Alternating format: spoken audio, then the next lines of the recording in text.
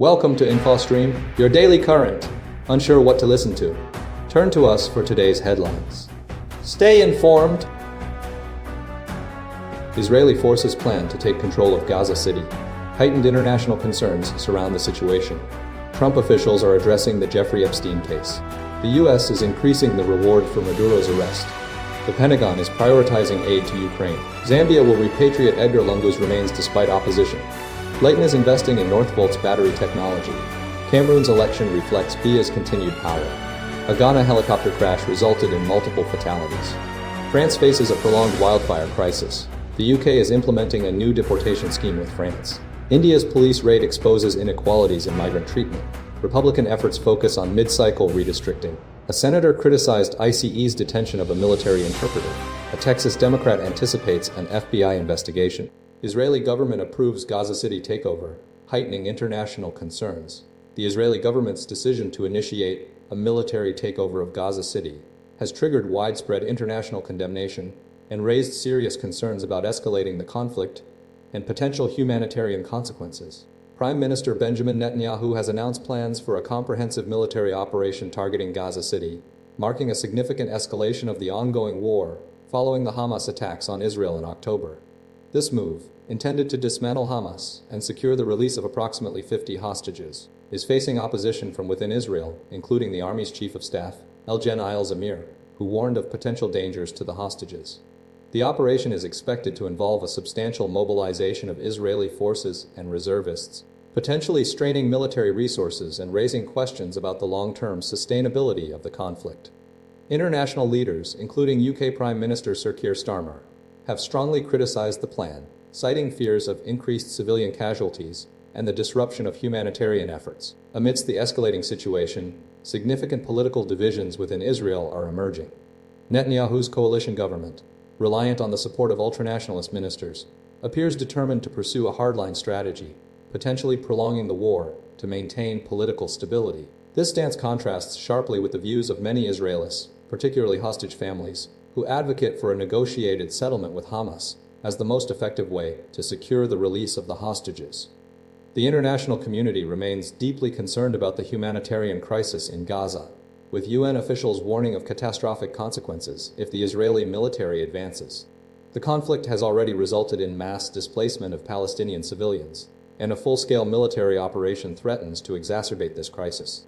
The U.S. administration, while not directly opposing the plan, has expressed a desire for a swift resolution and has discussed potential support for humanitarian aid delivery. The situation remains highly volatile, with the potential for further escalation and significant human cost. Trump officials convene emergency meeting over Epstein case. A high-stakes meeting involving key figures within the Trump administration was hastily relocated from Vice President J.D. Vance's residence to the White House following intense media scrutiny surrounding the ongoing investigation into Jeffrey Epstein's activities and the administration's handling of the case. The meeting, convened Wednesday night, centered on a range of critical issues related to the Epstein investigation and the strategy for responding to the unfolding situation. Attendees included Attorney General Pam Bondi, FBI Director Kash Patel, Vice President J.D. Vance, White House Chief of Staff Susie Wiles, and Deputy Attorney General Todd Blanche.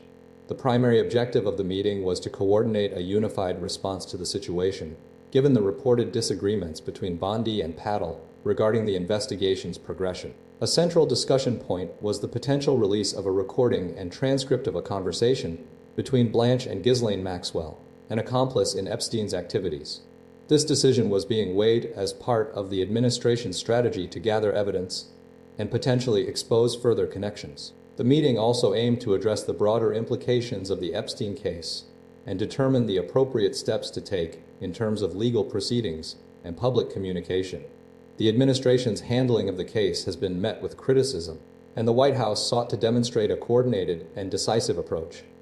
Vice President J.D. Vance's office initially denied the meeting was taking place, further amplifying the media attention. The shift to the White House underscored the urgency and sensitivity surrounding the matter. The gathering represents a critical moment in the administration's response to a complex and potentially damaging scandal. US and UK disagree on Palestinian statehood recognition of Vice President J.D. Vance and UK Foreign Secretary David Lammy engaged in discussions regarding the recognition of a Palestinian state, highlighting a significant divergence in US and UK approaches to the Gaza conflict and broader geopolitical strategy. The UK has announced its intention to formally recognize a Palestinian state in September, contingent on Israel's actions, while the United States has no plans to follow suit, believing it would reward Hamas. The primary U.S. objective remains the eradication of Hamas to prevent further attacks on Israeli civilians and addressing the humanitarian crisis in Gaza. Despite their differing views on Palestinian statehood, Vance and Lamy have maintained regular meetings since Lamy's appointment, bonding over shared Christian faith and difficult childhoods. Vance has previously voiced criticisms of the UK's stance on free speech issues, particularly concerning migration and buffer zones around abortion clinics, expressing broader concerns about a backslide away from conscience rights within the Western collective. A key area of discussion centered on the ongoing conflict in Ukraine, with Lamy emphasizing the necessity of a ceasefire and the release of hostages before any talks involving Russian President Vladimir Putin could occur, fearing Putin would use Trump to dictate terms to Ukraine without European involvement. Vance's visit coincided with Trump's recent private visit to Scotland, where he finalized a trade deal with the European Union and is scheduled for a full state visit in September. The meeting took place at Chivening House, the Foreign Secretary's country residence, during Vance's family holiday in the Cotswolds, including a carp fishing excursion. While Vance and his children enjoyed the activity, Lamy was unsuccessful. The discussions underscore a fundamental disagreement between the US and UK regarding the future of the Israeli-Palestinian conflict and the broader security landscape in Europe, with Ukraine also emerging as a critical point of contention. The focus remains on achieving a lasting resolution to the Gaza crisis and securing European stability. US doubles reward for Maduro's arrest. The United States has significantly increased the financial incentive for information, leading to the arrest of Venezuelan President Nicolas Maduro, doubling the previously announced reward to $50 million. This move reflects the ongoing U.S. government's determination to remove Maduro from power, fueled by accusations of widespread corruption, drug trafficking, and narco-terrorism. Attorney General Pam Bondi stated that Maduro is directly linked to substantial drug smuggling operations, characterizing the escalation as a strategic response to the Venezuelan leader's alleged involvement with powerful criminal networks. The U.S. government has persistently targeted Maduro and high-ranking Venezuelan officials, alleging connections to organizations like Tren de Aragua, a Venezuelan gang designated as a terrorist organization, and the Sinaloa cartel. The Drug Enforcement Administration, DEA, claims to have seized approximately 30 tons of cocaine linked to Maduro and his associates, with nearly 7 tons directly attributable to Maduro himself. Venezuelan Foreign Minister Yuvan Gil dismissed the increased reward as pathetic and political propaganda, accusing the U.S. of attempting a desperate distraction from scrutiny surrounding the Jeffrey Epstein case. The U.S. has a long-standing history of charging Maduro with offenses including narco-terrorism and corruption. Recent developments include the conviction of Hugo Carvajal, formerly head of Venezuela's military intelligence, on drug trafficking charges. Carvajal, known as El Palo, fled Venezuela after attempting to support an opposition candidate and subsequently pleaded guilty after being tried in the U.S. This legal action has intensified speculation about potential deals with U.S. authorities. The U.S.'s stance is rooted in long-standing tensions with Maduro's government, which has been accused of suppressing opposition groups and silencing dissent. The UK and the European Union have imposed sanctions on Maduro's regime following his return to office, mirroring the U.S.'s aggressive approach in seeking to remove him from power. The escalating financial incentive underscores the U.S. unwavering commitment to achieving this objective. Pentagon shifts weapons strategy, diverting U.S. supplies to Ukraine amidst shifting priorities. A recently revealed Pentagon memo, authored by Undersecretary of Defense for Policy Elbridge Colby, authorizes the diversion of U.S.-made weapons and equipment intended for Ukraine back into U.S. stockpiles, representing a significant policy shift. This move, prompted by Defense Secretary Pete Hegseth's initial pause of shipments, introduces considerable uncertainty into the ongoing U.S. support for Ukraine amidst President Donald Trump's potential meetings with Vladimir Putin. The memo allows for the reabsorption of weapons, particularly those within the red and yellow categories, representing items deemed in short supply from the Ukraine Security Assistance Initiative (USAI) program. This program, established in 2016 to provide Ukraine with a stable supply of U.S.-made weaponry, is now facing disruption due to this new policy. Following a public pause in shipments, Trump reversed Hegseth's decision and ordered the continued flow of interceptor missiles for Patriot air defense systems, despite concerns about depleting U.S. stockpiles. This decision underscores a broader strategy shift, with the administration seeking to shift the burden of arming Ukraine onto European allies and NATO. To facilitate this, the Pentagon is developing a novel system involving a NATO bank account, allowing European allies to purchase weapons from the US and subsequently provide them to Ukraine. This mechanism is being spearheaded by US European Command Head Gen. Alexis Grinkiewicz, who will determine the availability of US stockpiles for sale. Significant investments are being made toward this system, with initial commitments exceeding $1 billion. Germany has already struck a deal to supply 2 Patriot systems to Ukraine and purchase new ones from the US. The USAI program remains a crucial element, with $800 million recently allocated to it. However, the new policy raises questions about whether these funds will ultimately reach Ukraine. Concerns are also being expressed about the potential impact on Ukraine's immediate needs, particularly regarding air defense systems, given Russia's intensified nightly missile and drone attacks. Furthermore, the Pentagon is actively working with NATO to establish a framework for selling weapons to European partners, who can then supply them to Ukraine. This shift reflects a complex and evolving strategy, balancing immediate Ukrainian needs with long-term U.S. defense priorities. The Colby Memo, now approved by Hegseth, remains the department's policy, creating a framework for potentially limiting the flow of U.S.-supplied weaponry to Ukraine, unless explicitly authorized by the president. Zambia to repatriate Edgar Lungu's body amidst family opposition. A South African court has ruled that Zambia's government is entitled to repatriate the body of former President Edgar Lungu, despite strong objections from his family. Lungu, who served as president from 2015 to 2021, died in June from an undisclosed illness at the age of 68. The dispute centers around funeral arrangements following his death and a broader feud between Lungu and his successor, President Hakainde Hichilema. Initially, Lungu's family sought to privately bury him in South Africa, demanding control over the funeral proceedings, including repatriation. However, the Zambian authorities sought to hold a state funeral, reflecting Lungu's role as father of the nation. Judge Aubrey Ledwaba ordered the family to immediately surrender the body to Zambian authorities, affirming the government's right to repatriate the remains. The Attorney General, Mulilo D. Kabisha, emphasized that the ruling was not a victory for the government, but a sensible decision considering Lungu's historical significance. He acknowledged the family's right to appeal, viewing it as a learning curve for those seeking high office. Following a breakdown in negotiations, the family's insistence on a private burial led to the court's intervention, solidifying the state funeral plan. Security concerns have arisen, with private security services being enlisted to protect Lungu's remains at the morgue in Pretoria, due to repeated unauthorized attempts to remove the body. Bertha Lungu, the former president's elder sister, expressed her distress in court following the verdict. The situation highlights a significant political rift within Zambia and underscores the complexities surrounding the transition of power. The family intends to formally appeal the entire judgment and order, meaning Lungu's body will remain in South Africa until the appeal process is complete. This legal battle reflects the deep emotions and political tensions surrounding the late president's legacy. Lyten acquires Northvolt amidst battery technology shift. The electric vehicle landscape is undergoing a significant shift with the acquisition of Northvolt, a formerly prominent European battery manufacturer, by California-based firm Lyten. This development marks a fresh start for Northvolt, previously considered Europe's most ambitious electric battery producer, and raises crucial questions about the continent's ability to compete with China's growing dominance in battery technology innovation and production. Lyten, a specialist in advanced battery recycling and materials, is poised to leverage its expertise to revitalize Northvolt's operations and potentially reshape the European battery supply chain. The move represents a strategic investment aimed at addressing concerns about battery material sourcing and the environmental impact of battery production and disposal. Meanwhile, the BBC reports on a concerning trend impacting France's iconic mineral waters. Hugh Schofield investigates the escalating threat of climate change to the purity of Perrier's source waters.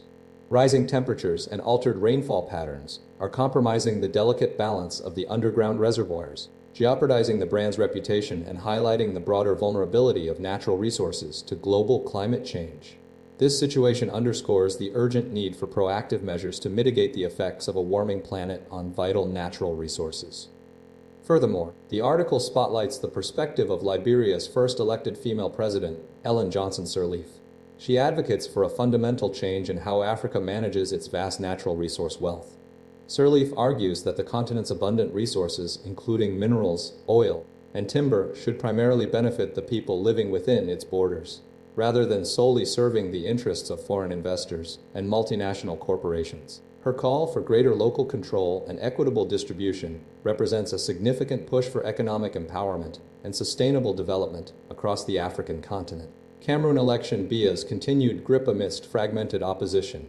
The upcoming 12th October presidential election in Cameroon sees incumbent Paul Biya seeking an 8th term, largely unchallenged following the Constitutional Council's upholding of his candidacy and the exclusion of opposition leader Maurice Kamto. Kamto's disqualification stemmed from a rival faction within his Manadum party, presenting another candidate, highlighting internal party divisions. Biya, at 92, remains the world's oldest head of state, and his victory would extend his almost 43-year rule. 6 candidates are considered the main contenders, including Bello Buba Maigari, Issa Chiroma Bakary, and Cabral Libby. Libby, a parliamentarian and former presidential candidate in 2018, is now considered Biya's strongest challenger due to his political evolution and increased engagement. Akir Muna, a renowned international anti-corruption lawyer, also presents a viable alternative, advocating for a 5-year transition plan. Despite the fragmented field, the opposition's ability to unite remains a significant obstacle. Historically, Cameroon's opposition has struggled with internal divisions, hindering their electoral prospects. Calls for a unified front have intensified, spurred by the exclusion of Kamto. A meeting held on August 2nd in Fumbin, involving figures like Prince Michael Ikaso of the United Socialist Democratic Party, aimed to identify a consensual candidate. The criteria for this candidate include responsiveness to Cameroonian aspirations, flexibility in collaboration, bilingualism, and the ability to mobilize other political actors. Analysts believe that the 1992 coalition led by John Fruendi, which garnered 36% of the vote, serves as a historical precedent for a successful united opposition. However, the current situation remains challenging, with each candidate prioritizing their own interests. Biya's advantages include his extensive experience, control over the system, and established political network. The BBC reports that a key element of Biya's strategy is his ability to maintain support amongst the northern regions of Cameroon, which have traditionally been vital to his electoral success. The outcome of the election hinges on the opposition's capacity to overcome internal divisions and present a cohesive challenge to Biya's long-standing rule. The BBC continues to monitor developments and provide updates on the election from across the African continent. Ghana helicopter crash claims 2 ministers. 6 others. A devastating helicopter crash in Ghana's Ashanti region has resulted in the deaths of 2 government ministers, Edward Omen Boma and Ibrahim Murtala Mohammed, along with 6 other individuals. President John Mahama has declared 3 days of national mourning following the incident involving a military Z-89 helicopter en route from Accra to Obuasi.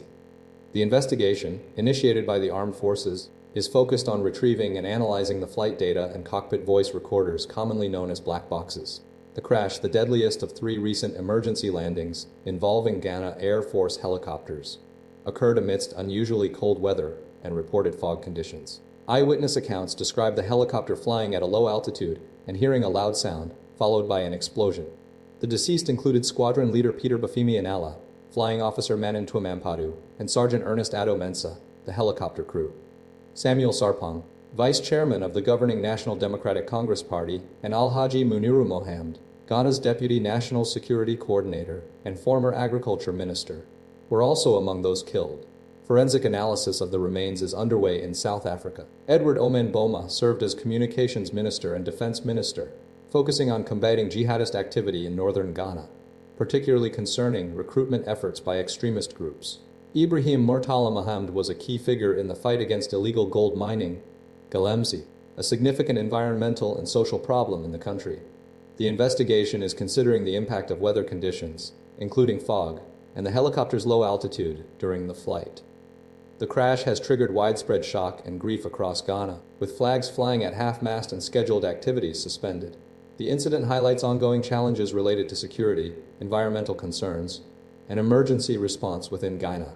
France's massive wildfire, a 75-year crisis intensifies, a devastating wildfire, the largest in France since 1949, continues to rage across the Aude region of southern France, prompting a national emergency response. The blaze, spanning over 62 square miles and exceeding the area of Paris, has been ongoing since Tuesday and remains under control but not extinguished.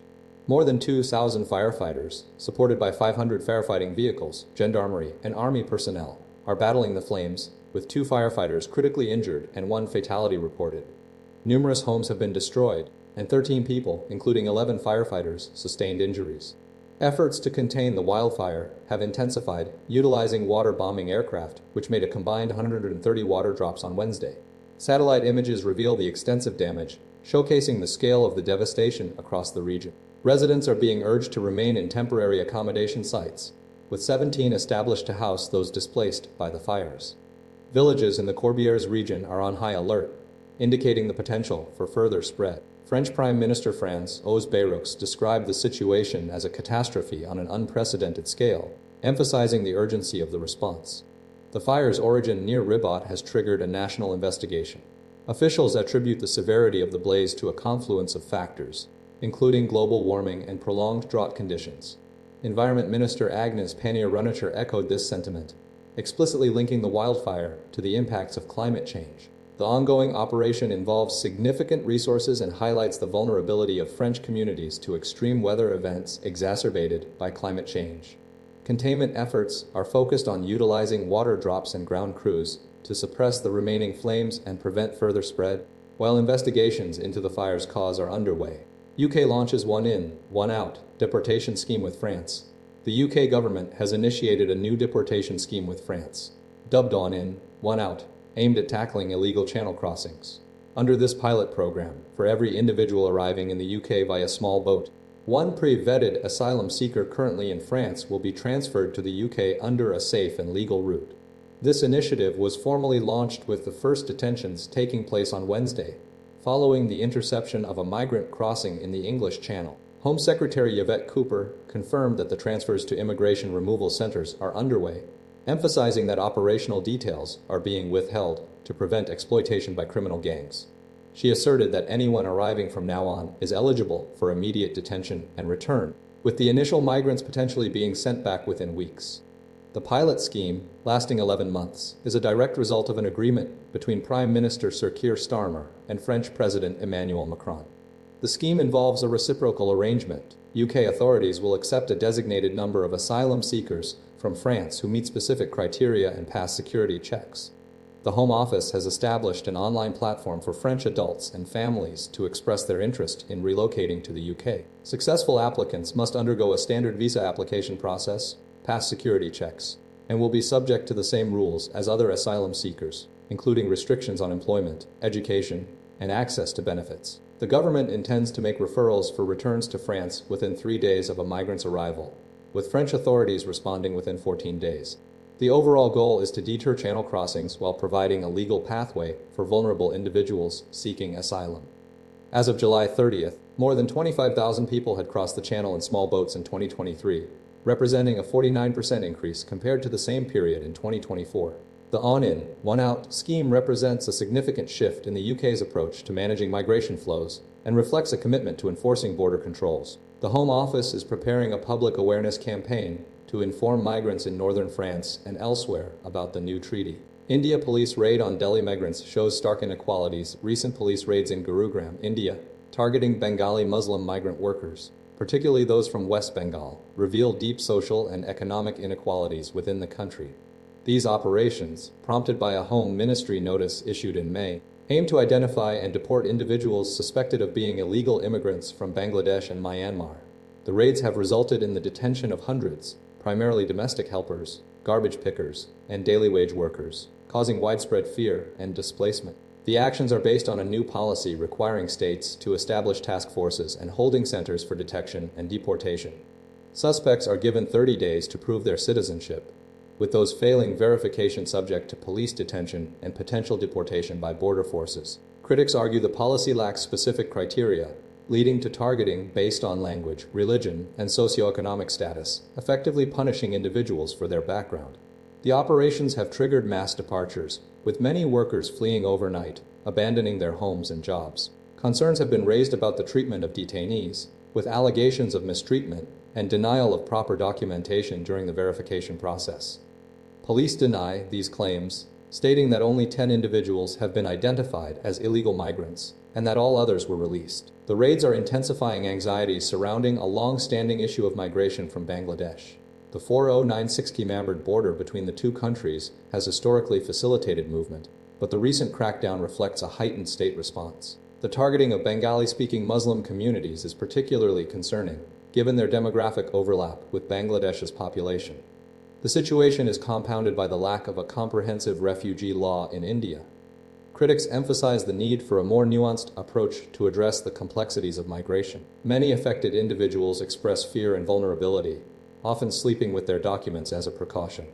The actions have left a sense of profound insecurity and injustice within the affected communities, highlighting a critical social and human rights issue within India.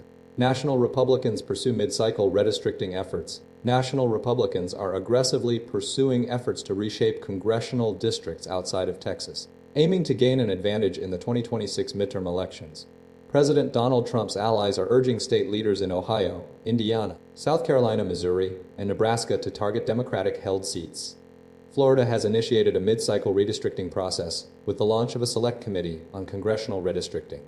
Ohio represents a key target, with Republicans seeking to gain 2 to 3 seats by challenging Representatives Marcy Kaptur, Amelia Sykes, and Greg Landsman.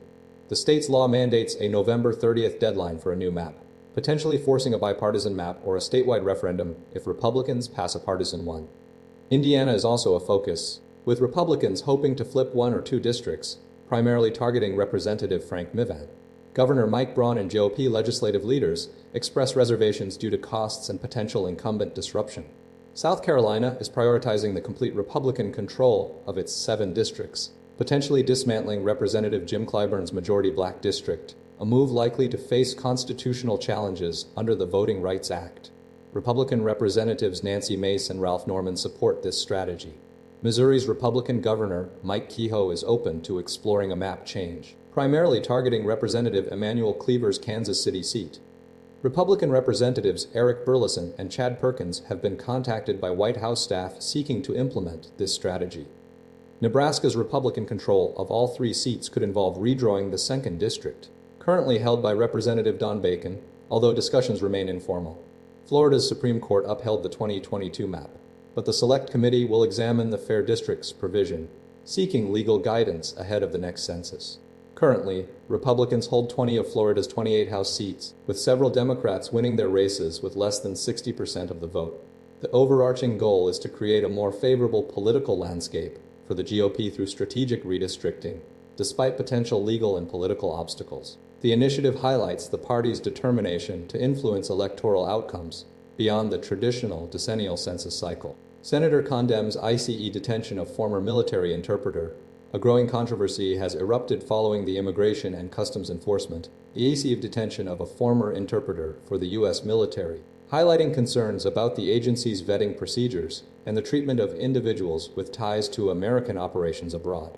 CN reported on the incident, detailing Senator Elizabeth Warren's strong criticism of ICE's actions, arguing they demonstrate a lack of understanding and appreciation for the critical role played by interpreters who assisted U.S. forces in conflict zones. The interpreter, whose name has not been publicly released, reportedly assisted U.S. forces in Afghanistan and was subsequently granted parole to the United States. According to sources, ICE initiated contact after receiving information suggesting the individual posed a potential security risk. Senator Warren, a vocal advocate for immigrant rights and due process, labeled the detention as shameful and unacceptable, asserting that the interpreter's service to the U.S. military should have been considered a factor in determining his status.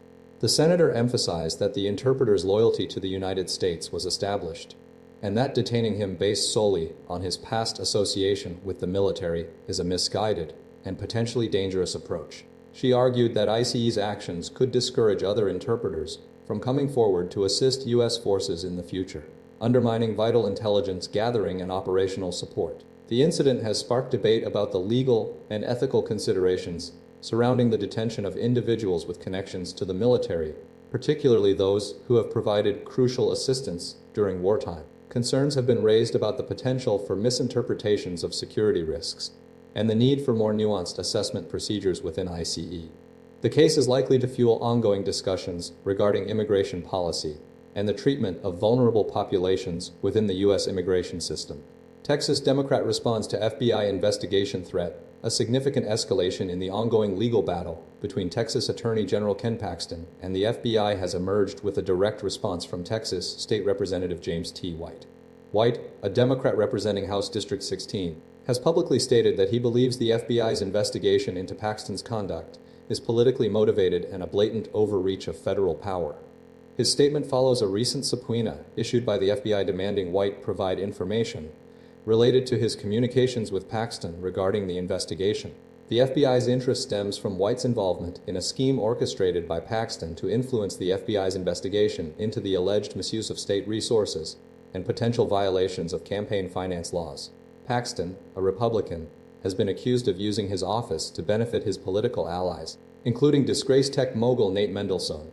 The subpoena directed at White seeks to uncover any evidence suggesting he was aware of or complicit in Paxton's actions. White vehemently denies any wrongdoing and contends that the FBI's pursuit is a politically driven attempt to discredit Paxton and damage his reputation. He asserts that his conversations with Paxton were solely focused on seeking clarification regarding the investigation's scope and potential impact on Texas businesses. He believes the FBI's actions represent an unacceptable intrusion into the state's legal affairs. The situation highlights a growing tension between the federal government and Texas officials, particularly regarding the scope of federal law enforcement's authority. Legal experts are divided on the legality of the subpoena, with some arguing it is a legitimate investigative tool, while others believe it represents an abuse of power. The case is expected to proceed through the courts, potentially setting a precedent for future interactions between state and federal law enforcement. The investigation's outcome remains uncertain, but the public response has intensified the debate surrounding the balance of power between state and federal governments.